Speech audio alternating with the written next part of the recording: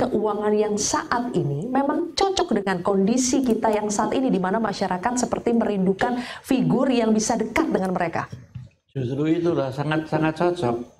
Setelah melihat yang selama ini kayak seperti yang digambarkan oleh Silvia tadi, ini ada menteri keuangan yang kayaknya lain, ya kan? Jadi dilihat dari sudut pandangan santai aja, kayak hiburan juga kan. Kelihatannya Papua terhibur juga, Pak? Oh iya, terhibur juga. Dan kayaknya memberikan harapan. Dan membangkitkan, dia suka nyentil kanan kiri kan. Saya bangkit itu kan betul sebetulnya. Sehingga biar membangkitkan yang lain. Makanya dulu juga ada gebrakan Sumarlin misalnya, dulu pernah ada satu menteri keuangan yang punya gebrakan. Tapi memang tidak selincah dia. Ya kan, walaupun Sumarlin udah jelas ini konsepnya waktu itu perbankan gitu ya. Dia ngantem kanan kiri aja nih. Tapi menurut saya itu memang ya selain menghibur, memberikan harapan di tengah-tengah. Maaf ngomong ya, dulu kalau ada menteri keuangan yang muncul itu, ada yang mau, katanya mau begitu aja kayaknya gitu. Pasti dipajak, diperas, kata naik segala macam gitu kan. Tapi orang-orang pajaknya pada jahat-jahat gitu kan. Pokoknya kesannya begitu. Cukai juga begitu. Nah sekarang ini lain. Jadi kalau ketika ada kebosanan begitu, saya mulai belajar juga ilmu komunikasi politiknya ya dari Mas Emil itu. Dulu juga perlu orang yang seperti ini. Jadi kalau munculnya masih, aduh lah ini sama aja gitu, hasilnya juga nggak ada. Nanti kan paling ya begitu-begitu juga, banyakin hutang, banyakin tax ratio-nya turun melulu katanya kan. Yang dulu kan memang tidak berhasil. Dalam arti ya semuanya itu serba, pertumbuhannya juga begitu-begitu aja. Ya dicobain. Memang tidak bisa dilihat, jangan dilihat mana hasilnya, ya belum bisa lah. Ekonomi itu biasanya mereka memberikan kelihatan hasilnya itu biasanya 6 bulan. Misalnya kasih uang ke bank gitu ya. Tonnya sama. Yang satu bilang ini seperti memberikan optimisme, yang satu bilang bahwa ini seperti memberikan harapan. Apakah itu juga yang terasa di Indef? Ya, kalau saya lihat memang begini, terutama kalau kita lihat baca data market ya, di indeks harga saham gabungan maupun di terutama di arus SBN. Nah, memang kalau kita lihat indeks itu sedikit membaik ya, cuma beberapa hal misalnya market melihat terutama bank-bank ini agak sedikit menurun karena khawatir resiko ke depan kalau dipaksa kredit masuk tapi katakanlah kelayakannya kurang, dengan likuiditas itu mereka tidak menjadi satu hal yang safety gitu.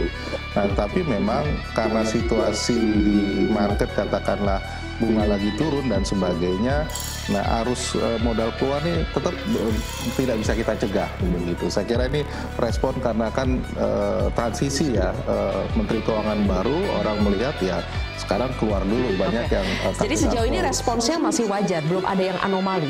Saya kira ya masih wajar ya, tapi memang harus diantisipasi kalau misalnya katakanlah market melihat ternyata tidak ada sesuatu yang positif, ini malah akan jadi backfire di kemudian hari. Kecenderungannya menurut Anda bagaimana? Apakah kecenderungannya sekarang lebih positif?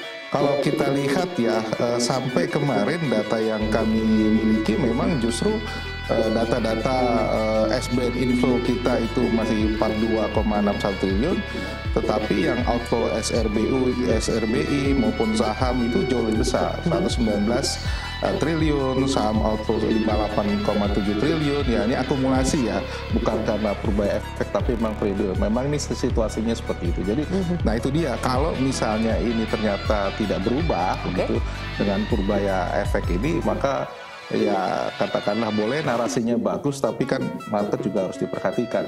Tadi Mas Tauhid sempat bilang ini bisa-bisa menjadi backfire. Kalau apa itu bisa menjadi backfire? Ya misalnya begini, kita tahu memang tujuan 200 triliun ini baik sekali, begitu ya, agar ada injeksi ya. Memang kalau kita lihat pergerakan dari yang kita dapat datanya ada 80 triliun sudah masuk ke base money ya, nol begitu ya. Tetapi memang kalau kita lihat data dari perbankan, memang ada tumbuh kredit, tapi tipis-tipis, yang banyaknya likuiditas. Nah, kami khawatir kalau misalnya yang kredit diberikan oleh perbankan ini sebenarnya yang sudah waiting list, bukan yang baru. Nah, waiting list karena dipaksa untuk dilaporkan secara cepat-cepat, ini aspek prudennya takutnya berkurang. Karena tendensi yang tadi ada OJK menyampaikan ya dengan data-data yang kami pelajari, loan at risk-nya ini agak sedikit meningkat, artinya resiko kredit juga ada. Resiko kredit. Nah itu yang kemudian mungkin harus Karena bank-bank seolah dipaksa untuk bisa begitu. menyalurkan betul, 200 T itu. Betul, ini yang harus jangan sampai itu terjadi. Baik. Karena itu dipaksa itu juga aku sampaikan ada benarnya bahwa pertumbuhan ekonomi ini kan selalu dituding Menteri Keuangan. Itu kan salah kaprah di Indonesia ini. Menteri Keuangan itu bagian kecil daripada pertumbuhan juga. Itu karena seluruhnya itu harus menopang pertumbuhan. Mau banknya, mau fiskalnya, mau moneternya itu ikut, sektor realnya bahkan ikut. Semuanya itu harus ikut di pertumbuhan itu.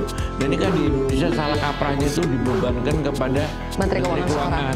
Makanya kalau dia ngasih kayak begitu, ya biar bank itu mulai menyalurkan. Tapi saya katakan bank itu tidak bisa menyalurkan dalam waktu, apalagi kalau kreditnya mau besar. Nggak bisa seminggu, 2 minggu, ya itu nanti ngemacet kreditnya kan. Oke.